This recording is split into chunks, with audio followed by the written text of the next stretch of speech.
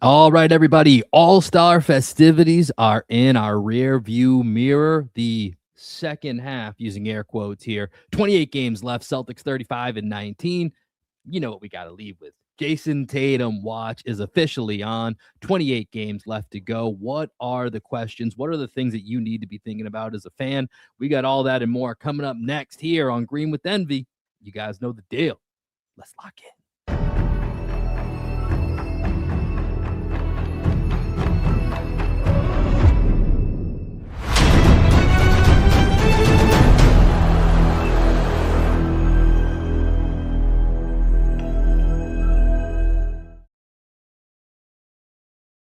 What up, what up, what up? Welcome into another edition of Green with Envy. As always, this is your boy Will Weir checking in. How you doing? How you living? Joining me, as he does each and every time, my best friend, co-host, and the coach of our podcast, the one and only Greg Manakis. Greg, it's about to ramp up here. We got 28 games left, and then it's money-making time. It's the playoffs. I'm starting to get a little bit hype. How you feeling? I feel great, dude. I'm actually like I don't even know what to say right now, but I want to record more podcasts because I'm upset the Celtics are going on a West Coast trip because I want to do post game pods. I want to give the people all the content they deserve because we're going into the fun part of the season. And I'm excited, man. Jayson Tatum Watch is officially here. Yeah, that's the big news, right? So we're going to hit a couple different topics here. We were going to record after one of the West Coast games here, but let's just be real with kids and everything. It's just too fucking late. It is what it is. But to Greg's point, as soon as the Celtics are done with this West Coast trip, we're really going to start picking it up. So we've basically been 2 podcasts a week. I think you're going to start seeing 3 podcasts a week at certain points, depending on what's happening.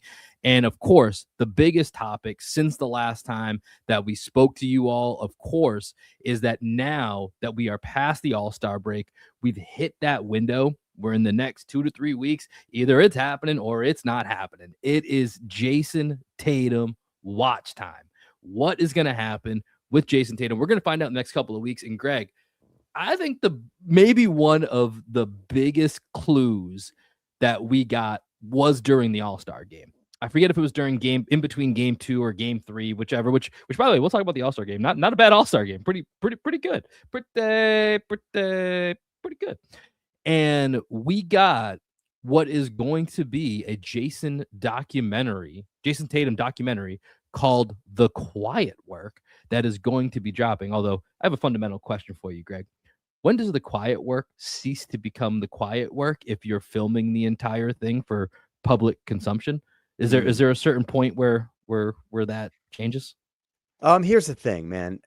I don't know why he didn't just reach out to Isaiah Thomas and see if he could use the slow grind. Because that's, I love Isaiah Thomas's. It's the slow grind thing. And, I think it would have been a nice little touch to kind of have those through lines going back to IT.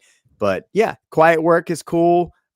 Just like everything with Jayson Tatum, quiet is one way to describe him, but egoless is not a way I would describe it. Yeah. It's an interesting. He's always been a very interesting balance of these two things. I don't want the spotlight.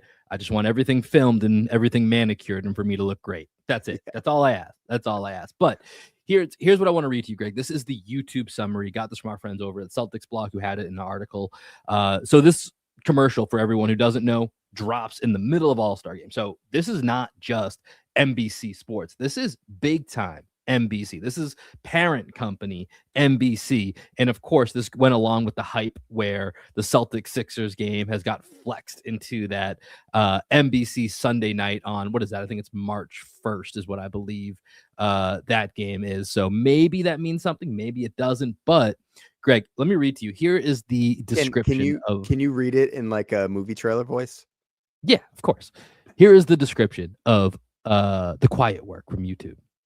For the first time in his life, the game that defined Jayson Tatum was taken away by an Achilles injury. The 5-part docuseries, The Quiet Work, follows Jayson through the most challenging stretch of his career as he fights to return to the NBA. From the locker room to the hospital room, through rehab and recovery, and ultimately back to the court. This is the unseen side of his journey and the work no one ever witnesses. Until now. Boom, boom. The Quiet Work. Jayson Tatum coming this spring. Greg, honestly, like if he's not coming back, this is a fucking dud right here. What are we doing? If you're putting this out there, like at this point, I've never been more sure he's coming back at some point. Yeah, it'd be pretty funny if he didn't come back after last year. The Superman commercial comes out and then he tears his Achilles like the day after the Superman commercial Such comes bad out. time. Imagine if this came out and then he didn't come back. That would be like the ultimate irony and gut punch to all Celtics nation. So, I mean, I'm excited to see this. Like, we know that Jayson Tatum has been putting in this work behind the scenes, although it has been filmed. Um, and I just want to see all the ups and downs, all the vicissitudes, the twists and turns of this rehab process, because it's going to tell us a lot about who Jayson Tatum really is.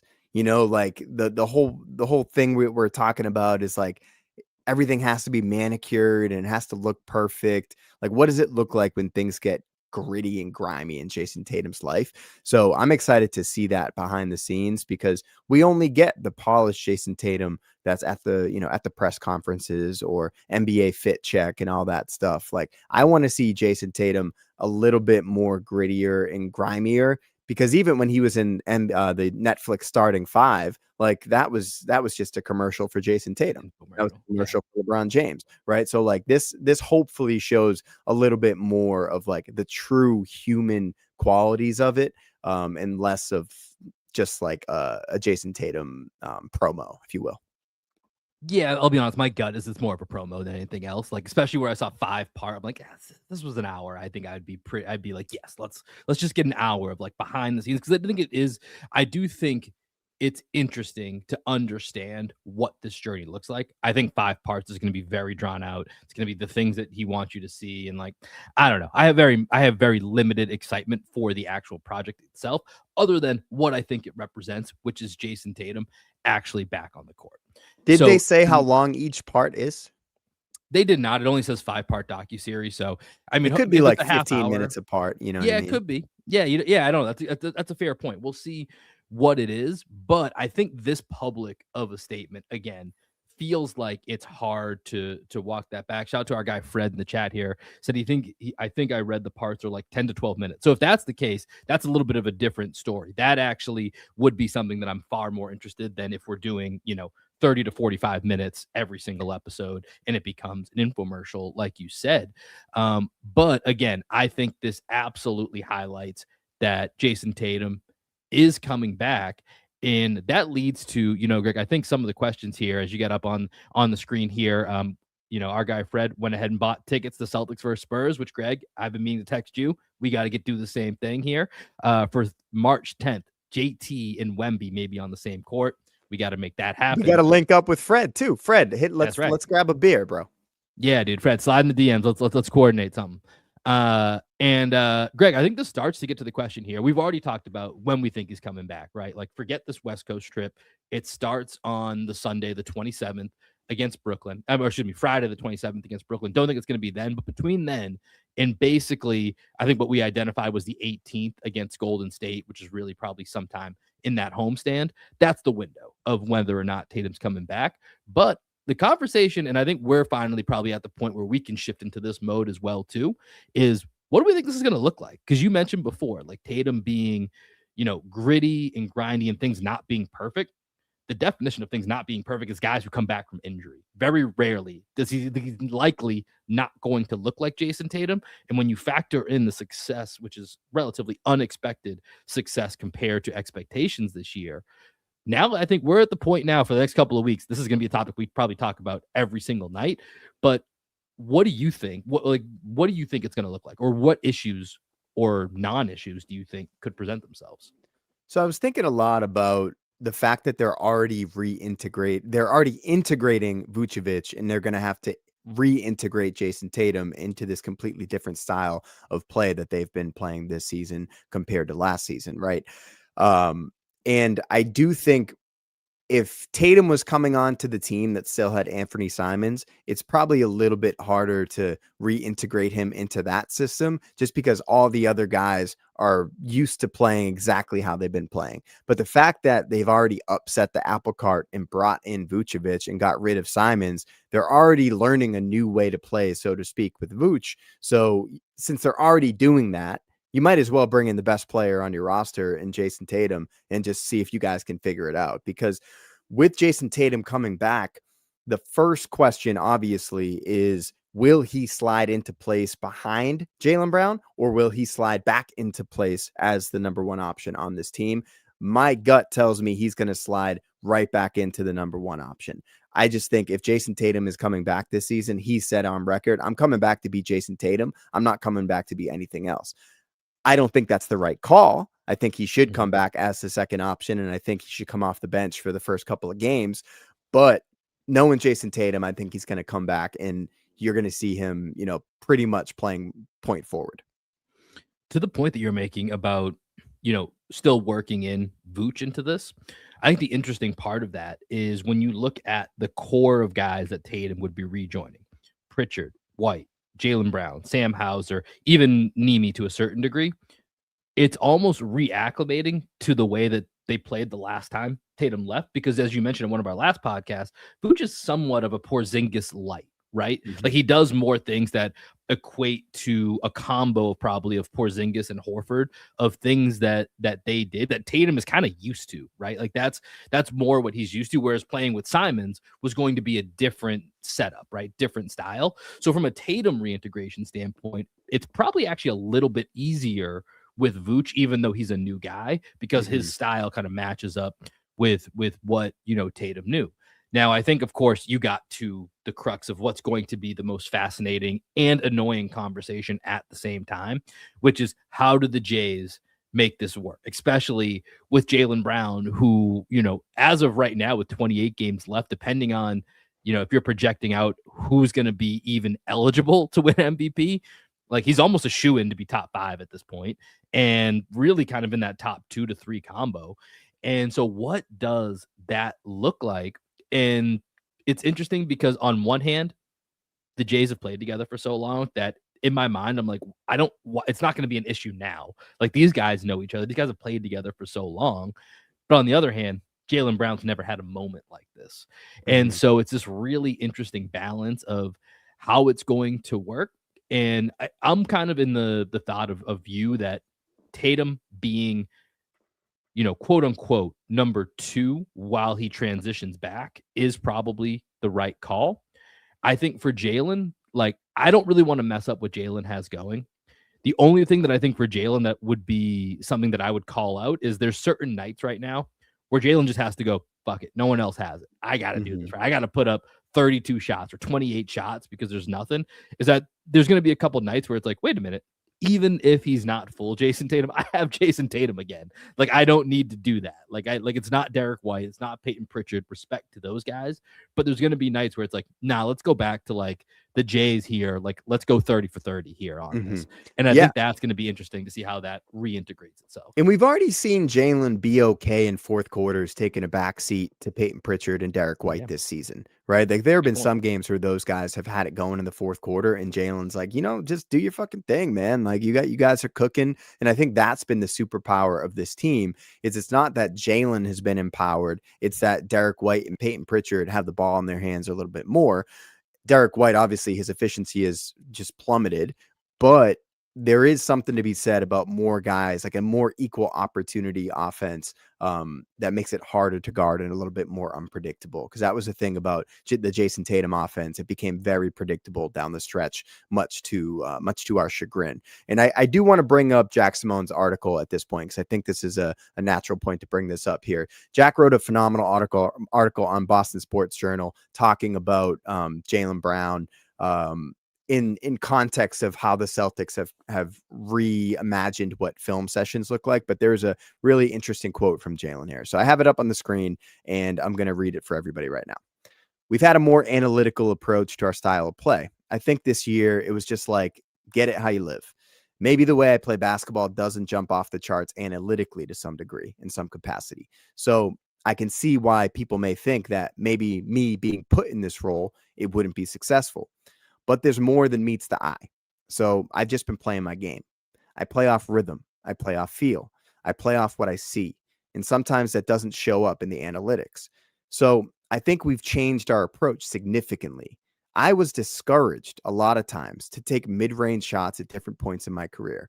They literally told me not to. So now it's like, Jaylen, you can take whatever shot you want. I was like, sure. I've been shooting as many mid ranges as I can get up. So when you see that quote from Jaylen Brown and you see how much he has just been like unleashed to do what he wants to do and to play He's the been game. liberated, it sounds like.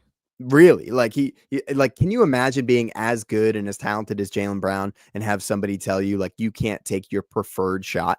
Like that Yeah. must be so frustrating as a player, and it speaks to his character and his willingness to sacrifice. But how much is he going to be willing to adjust if the team asks him to tone that down a little bit? I think they should just keep letting him cook and letting him do his thing. And for Tatum to figure out how to play off of that because it's been so successful.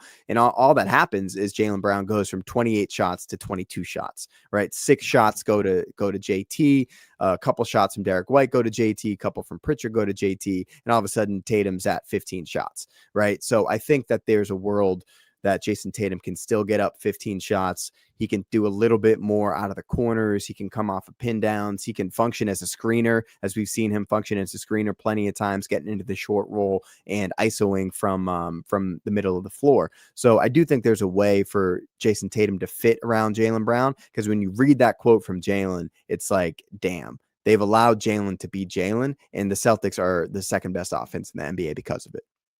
Yeah, you can't argue with the results. Like, it's every podcast I listen to that no one has an explanation, a real, like a viable explanation for how the Celtics are second in the NBA in offense, other than it's just Jaylen Brown kind of willing them. Of course, it's Missoula pulling the right strings, and there's right, but that's what Jaylen's whole but quote is about, right? It's like, analytically, it might not make sense to you guys. Like, my efficiency might not be the greatest, but look at the team, and it's all right. because of me. Yeah. Yeah, and he's not wrong. And so I think, from that, it's really interesting to hear Jaylen having been told, like, hey, don't take that shot, because, Missoula's been here since, pre-Ime, like the Ime days, right? So it's not like Joe. It's been from Stevens, who's been here, to Ime, to Joe. And so, it's been the same ecosystem, or been pieces of the same ecosystem that have been around that have been telling Jaylen not to take that a lot of those are still here today that were like, you know what? You need to just start doing you. Right. And maybe part of that was a byproduct of not knowing what this season was going to look like, with, taking away all the stars that we mentioned, aging stars, but stars nonetheless, that kind of left this team. And then, of course, Tatum not being available. And now they're like, man, I guess we've unleashed something that we didn't necessarily maybe even expect to this degree. And so, I think, again, because you and I have always said, and specifically, I've always said, I think Tatum takes like 2 to 3 threes too many per game. Like, there's just 2 to 3 that I wish were like either mid-range or drives to the basket.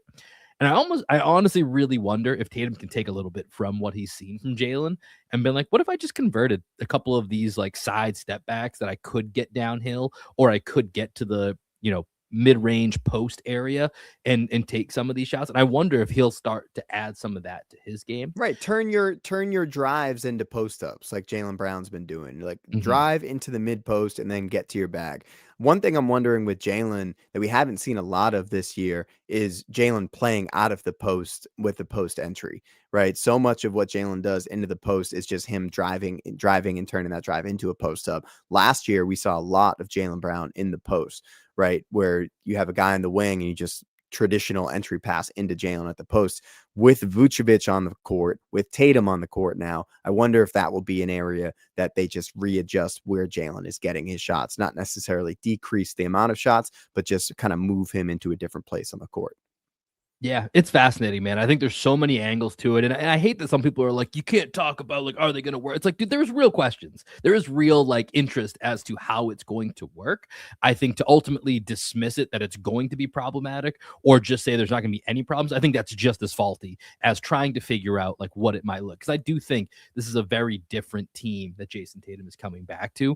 But again, it feels like he's coming back. I think once we get past this West Coast trip, we're really going to know. And we're going to continue to get probably the most annoying set of updates over the next 2 to 3 weeks where it's like, he's got to hit check marks. Nothing's been established. It's just going to be so much shit until it just hits. And it's going to hit hard when that Shams notification comes in and Jayson Tatum is officially coming back. So it's exciting. I think TATUM Watch is fully on. We're going to be locked in on it. We're going to continue to talk more and more as games that are being played. We're like, hey, here's where we think Tatum could fit in. Here's where this might be an issue. Imagine if Tatum was here and what that could be. We'll have all of that. But of course, we got to get through this West Coast trip here, Greg. So coming up this week, Celtics are at Golden State, at the Lakers, at Phoenix, and at Denver. So 4 playoff teams that they're playing. So pretty tough stretch here to open the season on the West Coast. And so, Greg, I wanted to take a minute here and do non-Tatum division. Just what are the biggest either questions or things that you're looking for outside of Jayson Tatum here, starting with this 4-game West Coast road trip, but into the rest of the season? Give me one thing that you're looking for. We'll just go back and forth on a few until we run out. Baylor Shireman. I'm just like so interested by his development this season. And I'm wondering how much he's going to be a part of this team's plan if Jayson Tatum actually does come back. Because I do think that the starting lineup with Tatum back on the court should be Derek White, Jaylen Brown, Jayson Tatum, Sam Hauser, and Neemias Queta. I do think there's a world in which Baylor sticks in the starting lineup and Sam comes off the bench. So that would be the one thing to consider just because of how good Baylor Shireman has been, how versatile he is defensively, and how great of a rebounder he's been.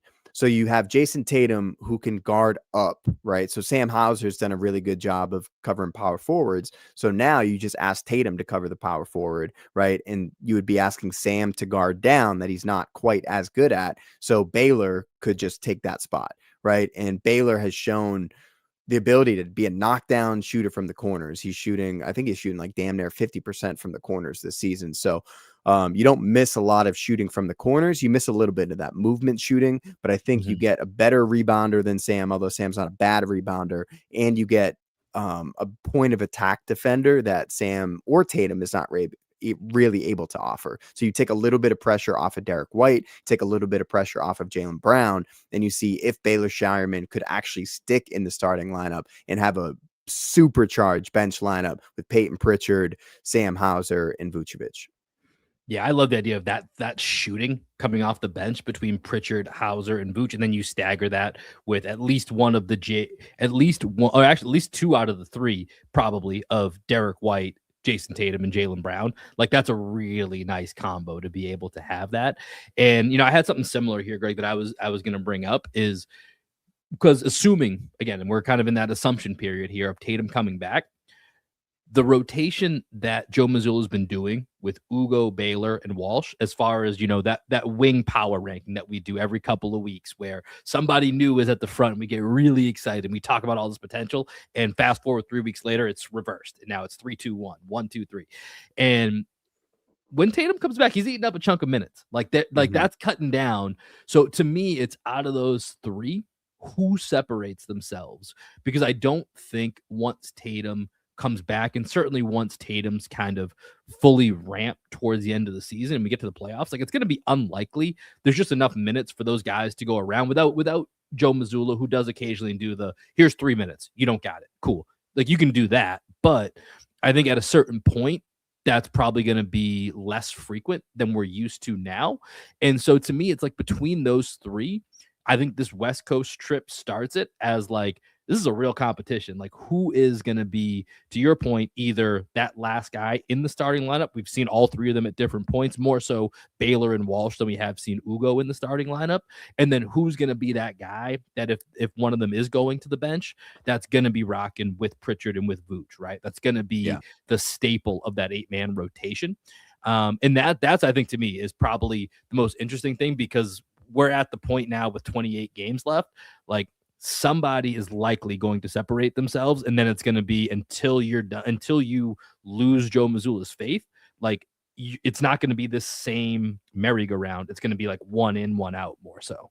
Yeah, and there is, I think, an argument to be made that because Derek White, Peyton Pritchard, and Jaylen Brown have had such heavy workloads, Tatum takes some minutes from other guys, but then Jaylen Brown doesn't play as many minutes. Derek White doesn't play as minutes, and That's Peyton fair. Pritchard. So there's still room for a 9 to 10-man rotation. And I do think that would probably be the wise thing to do for the last 28 games, is to not cut it down to 8 too soon, because you're never going to know which guy is going to be the guy that's on a hot streak running into the playoffs. And then playoffs are all about matchups, right? So we've talked about how Ugo, Baylor, and Walsh all offer something similar, but a little bit different at the same time. And maybe it's Baylor's shooting that you need on the court. Maybe it's Jordan Walsh being able to guard Tyrese Maxey. Maybe it's Ugo needing to size up and guard somebody that plays all the way to the 4, because Ugo can do that. Or you just need Ugo coming off the wings with his corner side crash or anything like that. Like, all these guys offer a little bit something different. So I think you need to keep everyone sharp. You need to keep everyone ready. And then Luka Garza is the last guy. Where is he just going to be relegated to the bench the rest of the season? Or does Joe still try and find spot minutes for him to keep him ready, just in case there's no chemistry with Vooch and Tatum, or Kata regresses or something happens like that? Because Garza has proven to be a useful player. Will he be a playoff player? Probably not, as I predicted earlier in the season, but we'll see. He's had a hell of a season.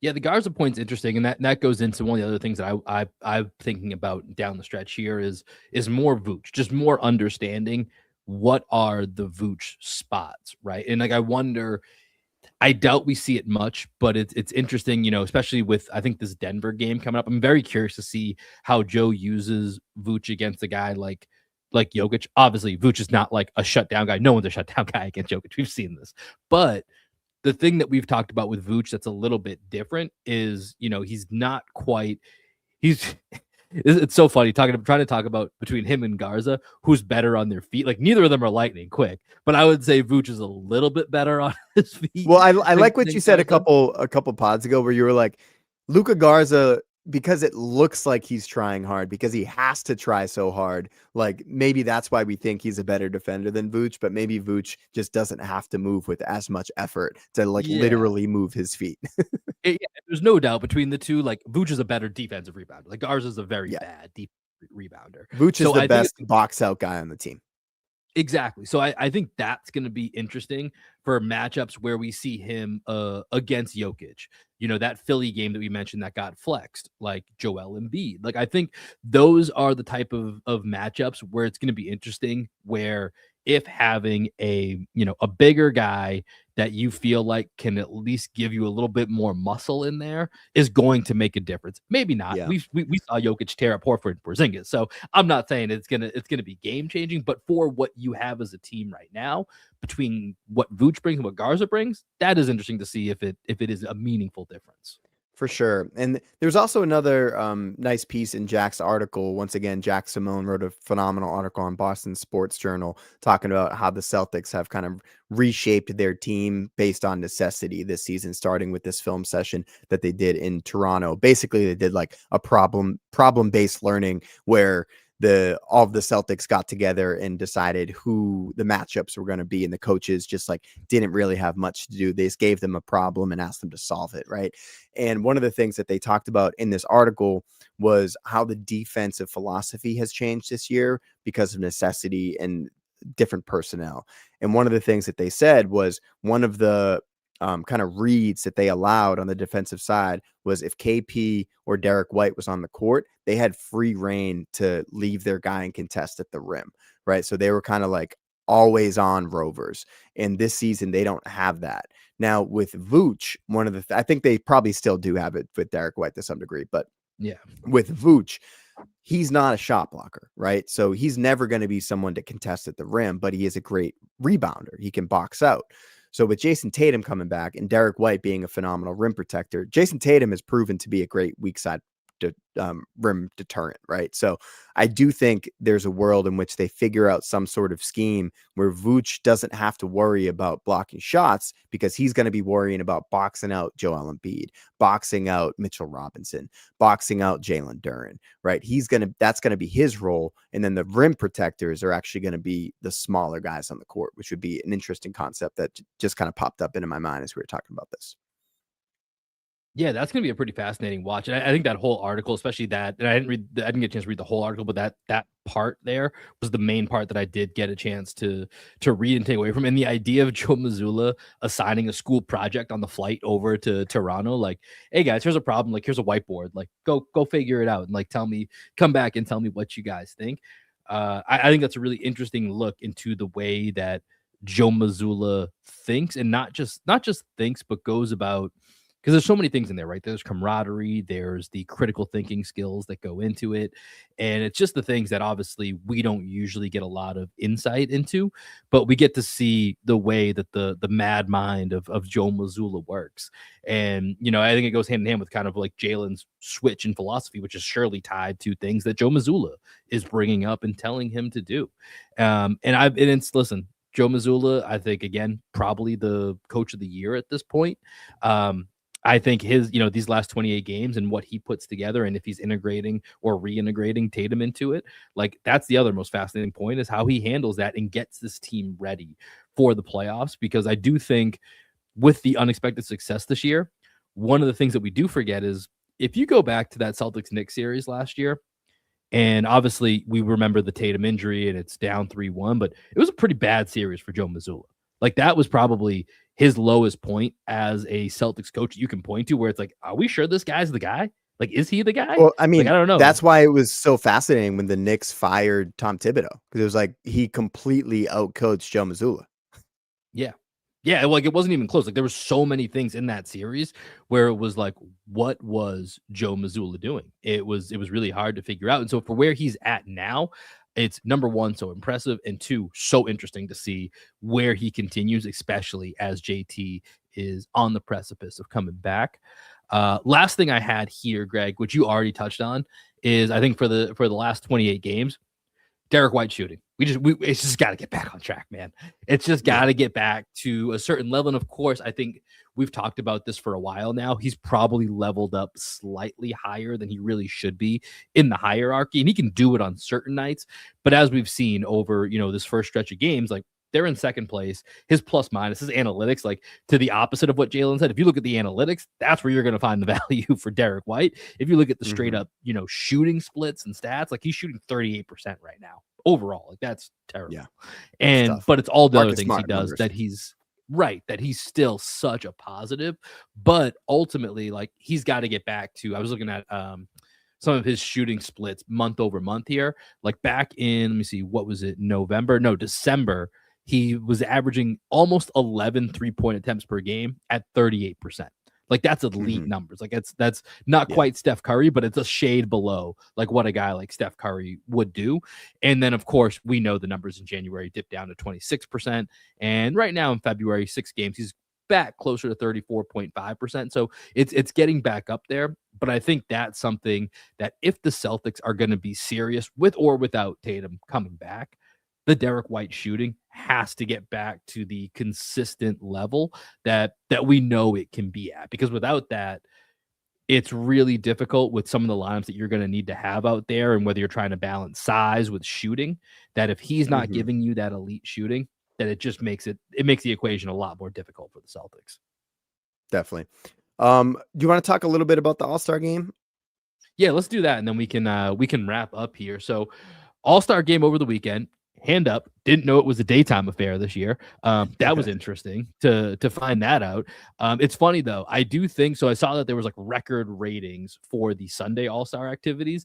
I think all of the outcry, which is also from myself here, of Saturday, not knowing that it was the middle of the day, I think that helped to get the attention that everyone then locked in the next day, knowing that it was going to be early. But I don't remember we cover the NBA, Greg. I saw many people who cover either general sports or cover the NBA that didn't know this was happening middle of the day. Like, how could you have done a worse job of advertising this NBA, that there was an altered time because of the Olympics? Like, I saw nothing about this.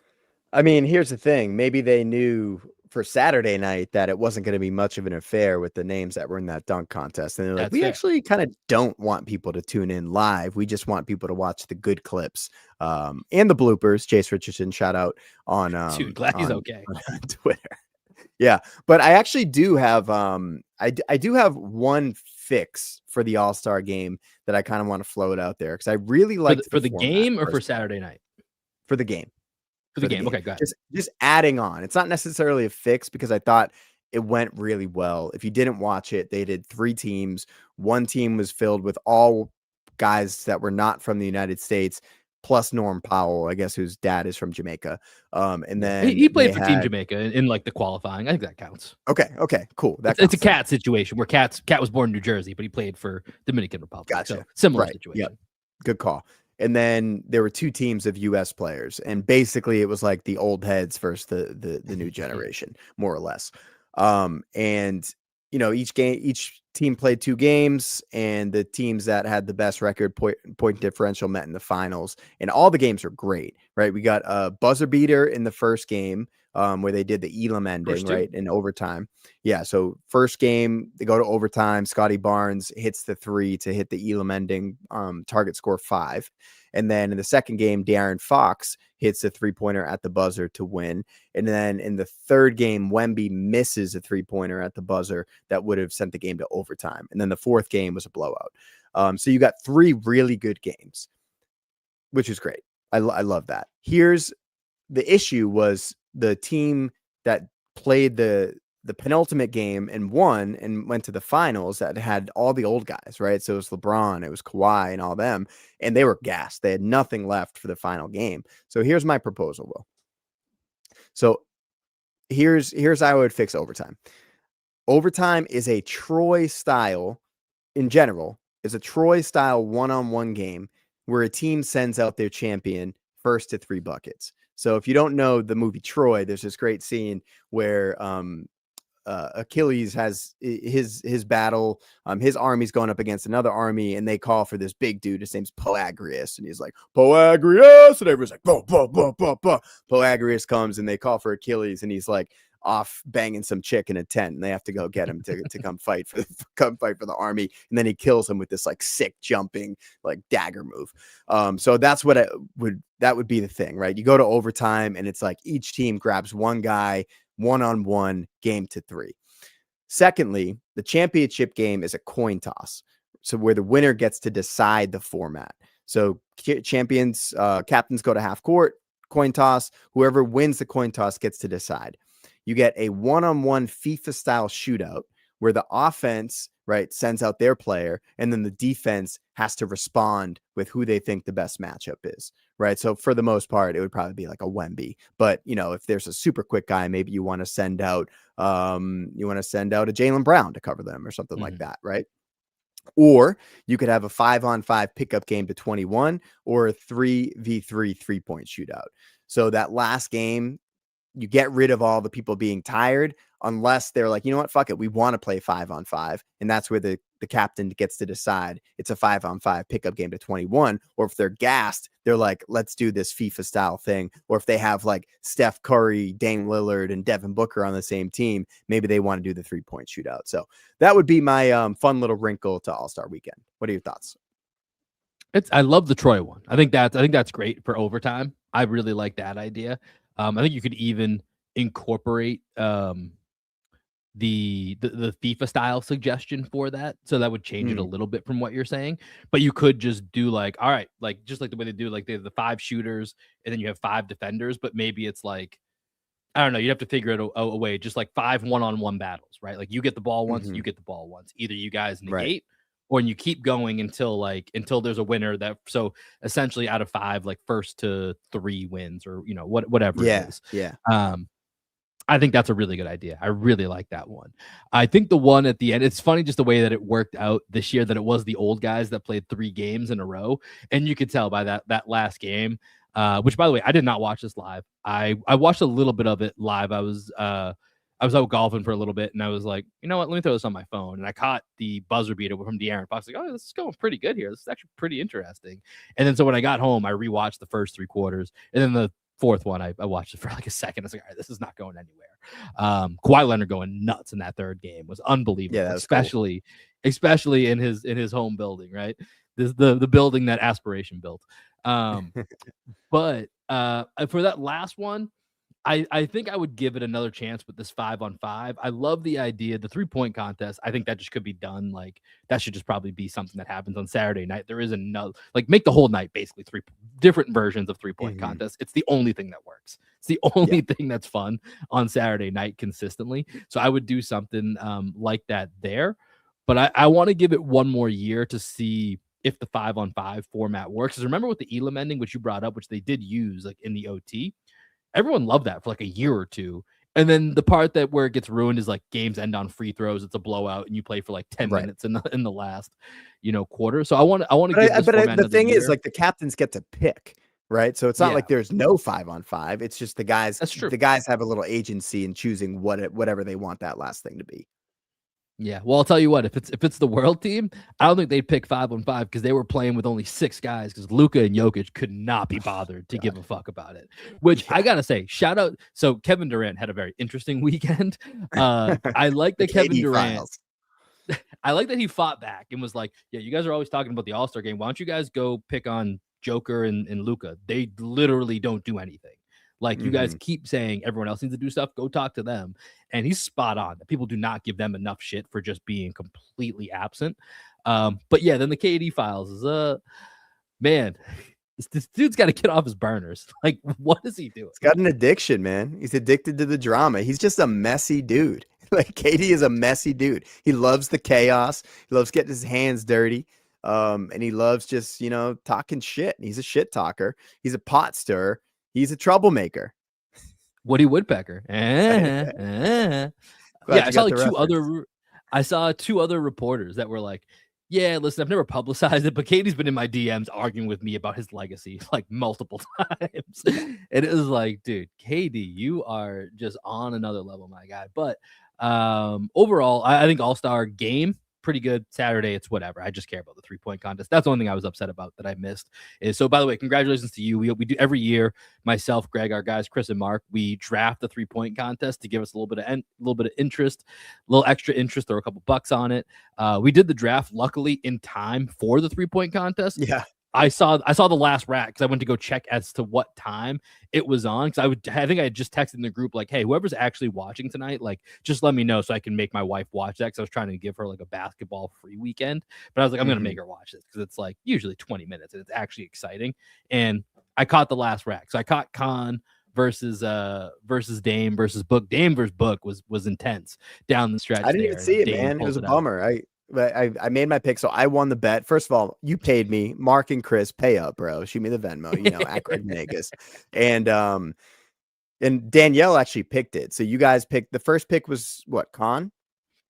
Yeah, no, first pick was Maxey.